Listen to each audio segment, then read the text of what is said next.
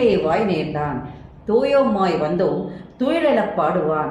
வாயால் முன்னம் மாற்றாதே அம்மானி, நேய நிலைக்கதவும்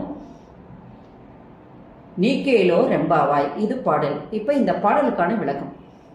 இந்த பாடல் எப்படிப்பட்டதுன்னா, ஆண்டாள் இதுவரைக்கும் தன் தோழியர்களையே எழுப்பிட்டு வந்தாங்க.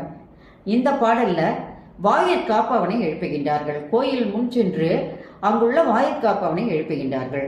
இறைவன் எங்கே தங்கி இருக்கின்றாரோ அந்த இடமானது கோயில் என்று அழைக்கப்படுகிறது.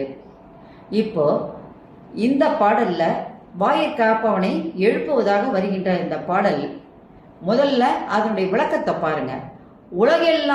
உலகுக்கெல்லாம் தலைவன், அனைவரையும் காப்பாற்றுபவன் அந்த நந்தகோபன். அவனுடைய திருக்கோயிலை காப்பவன் இந்த வாயிற்காவலன். அப்படிப்பட்ட வாயிற்காவலனே, நீ எழுவாயாக. கொடிகள் விளங்கி தோன்றுகின்ற தோரண வாயில் காப்பவனே, கோயில் மணிக்கதவை நீ தாழ்த்திறவாய் என்று கூறுகின்றார். தாழ்பாலை நீ திறப்பாயாக. இடையர்களின் சிறுமியர்களாகிய நாங்கள் அப்படின்னு சொல்லும் போது, தன்னையும் ஒரு இடையர் சிறுமியை ஒருவராக மாற்றிக்கொண்டாள். அதாவது தன்னுடைய புகுந்த வீட்டிற்கு இப்பொழுது